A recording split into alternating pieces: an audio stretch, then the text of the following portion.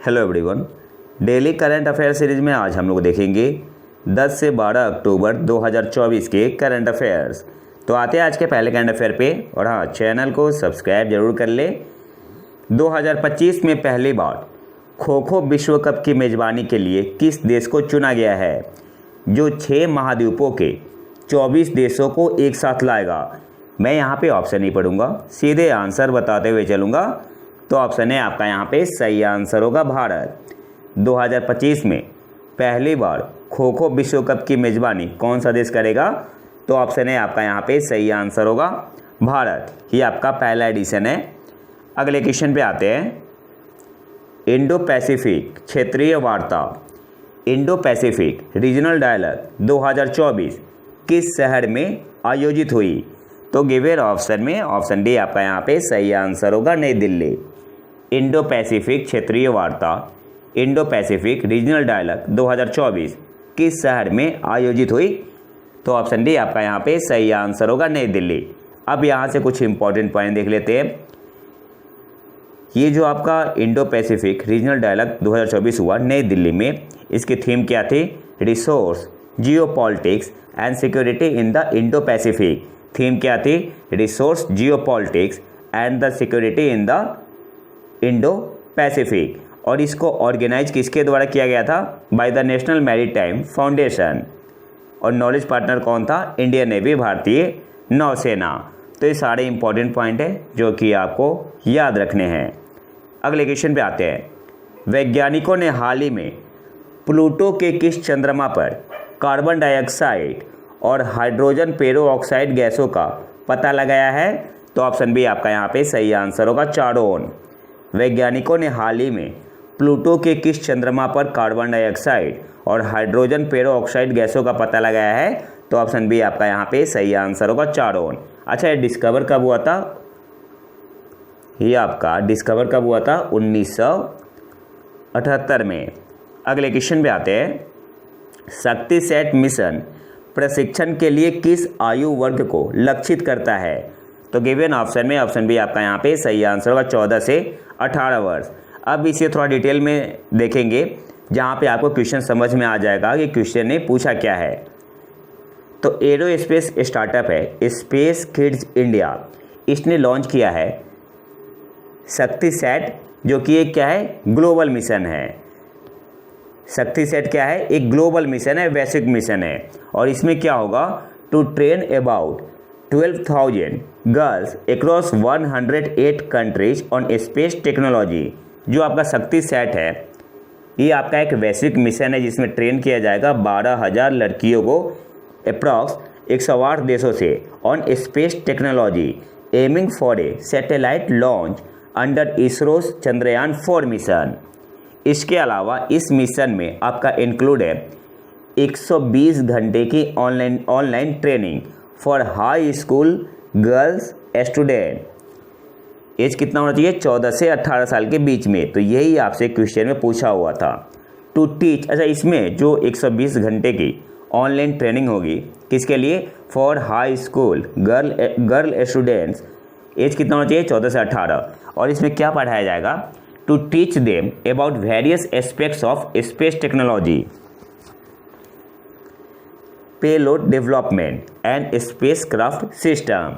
और जो शक्ति सेट मिशन है, इसको लीड कौन कर रहा है? तो श्री मैथिक केसन। ये नाम इंपॉर्टेंट है जो कि आपको याद रखना है। अगले क्वेश्चन पे आते हैं। हाल ही में भारत का समुद्री डिकार्बोनाइजेशन सम्मेलन कहाँ आयोजित किया गया था? सही आंसर क्या होगा? ऑप्शन बी आपका यहाँ पे सही आंसर होगा नई दिल्ली। हाल ही में भारत का समुद्री डिकार्बोनाइजेशन सम्मेलन कॉन्फ्रेंस ऑन मैरीटाइम डिकार्बोनाइजेशन कहाँ आयोजित किया गया था? तो नई दिल्ली में। ऑप्शन बी आपका यहाँ पे सही आंसर होगा। इसके अलावा आपको यहाँ पे याद रखना है, इसको को होस्ट किसके द्वारा किया गया? तो को hosted by the ministry of port, shipping and waterways and the Asian development bank. अगले क्वेश्चन पे आते हैं। हाल ही में फ्रांस में भारत के अगले राजदूत के रूप में किसे नियुक्त किया गया है? तो ऑप्शन ए आपका यहाँ पे सही आंसर होगा संजीव कुमार सिंगला को। हाल ही में फ्रांस में भारत के अगले राजदूत के रूप में किसे नियुक्त किया गया है? तो ऑप्शन ए आपका यहाँ पे सही आंसर होगा संजीव कुमार सिंगला। इसके अलावा जर्मनी में किसको अगला राजदूत नियुक्त किया गया है, तो अजीत विनायक गुप्ते। तो जर्मनी में नियुक्त किया गया है अजीत विनायक गुप्ते और फ्रांस में संजीव कुमार सिंगला को। अगले क्वेश्चन पे आते हैं, जैविक विविधता सम्मेलन COP16 के पक्षकारों के सम्मेलन की 16वीं बैठक किस देश में होगी। इस क्वेश्चन को इंग्लिश में देखते हैं। The 16th meeting of the conference of the parties to the convention on biological diversity COP16 will take place in which country. तो ऑप्शन डी आपका यहाँ पे सही आंसर होगा कोलंबिया। कोलंबिया में कहाँ, काली में। इसके अलावा इसकी थीम क्या है, पीस विथ नेचर। थीम क्या है, पीस विथ नेचर। और जो आपका COP16 होगा, it is the first meeting of the COP after conference of party COP after the adoption of the Kunming Montreal global biodiversity framework 2022। तो इस point को भी आपको याद रखना है। जब आपका एडॉप्ट किया गया था Kunming Montreal global biodiversity framework 2022 में, तो इसके बाद ये आपका ये पहला है जो ये मीटिंग होगी COP16 convention on biological diversity. अगले क्वेश्चन पे आते हैं, भारत में युवाओं की रोजगार क्षमता बढ़ाने के लिए केंद्र सरकार द्वारा शुरू की गई नई योजना का नाम क्या है, तो PM internship scheme. Option C आपका यहाँ पे सही आंसर होगा। अगले क्वेश्चन पे आते हैं, 2024 में जैव विविधता के लिए मिडोरी पुरस्कार किसे प्रदान किया गया, MIDORI। सही आंसर क्या होगा, तो 2024 में जैव विविधता के लिए मिडोरी पुरस्कार किसे दिया गया है, वेरा ओरोनोवा और यसबेल अगस्टीना काल्डेरोन कार्लोस। तो ए और बी दोनों सही है, तो ऑप्शन सी आपका यहाँ पे सही आंसर होगा, बोथ ए एंड बी। इसके अलावा आपको याद रखना है जो वेरा वोरोनोवा है ये कजाकिस्तान से है और जो यसबेल अगस्टीना है ये आपके पेरू से है। आप यहाँ पिक्चर में देख सकते हैं। अगले क्वेश्चन पे आते हैं,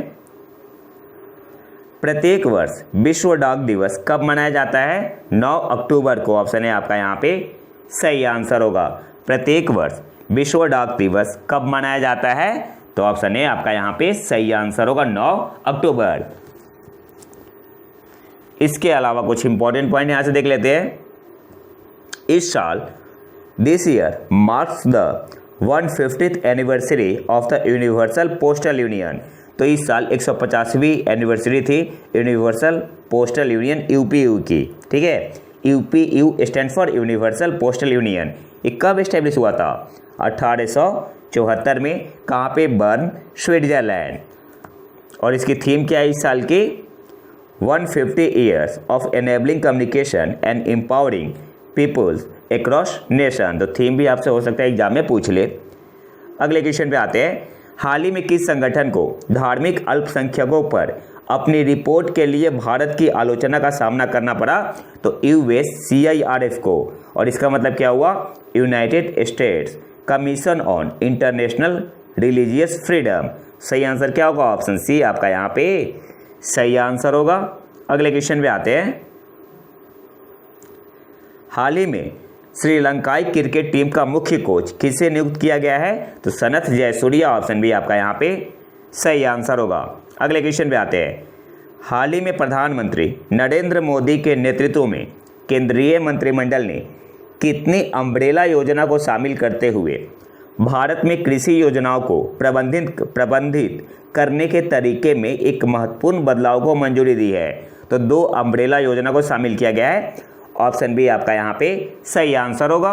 हाल ही में प्रधानमंत्री नरेंद्र मोदी के नेतृत्व में केंद्रीय मंत्रिमंडल ने कितनी अम्ब्रेला योजना को शामिल करते हुए भारत में कृषि योजनाओं को प्रबंधित करने के तरीके में एक महत्वपूर्ण बदलाव को मंजूरी दी है, तो ऑप्शन बी आपका यहाँ पे सही आंसर होगा 2। अब इसे हम लोग डिटेल में देखेंगे।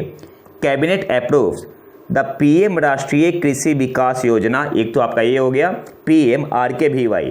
अब आपसे एग्जाम में पूछ सकता है कि PMRKVY स्टैंड फॉर प्रधानमंत्री राष्ट्रीय कृषि विकास योजना, टू प्रोमोट सस्टेनेबल एग्रीकल्चर। और दूसरा आपका है कृषोन्नति योजना, कृषोन्नति योजना, KY शॉर्ट में बोलते हैं, to achieve food security for self sufficiency.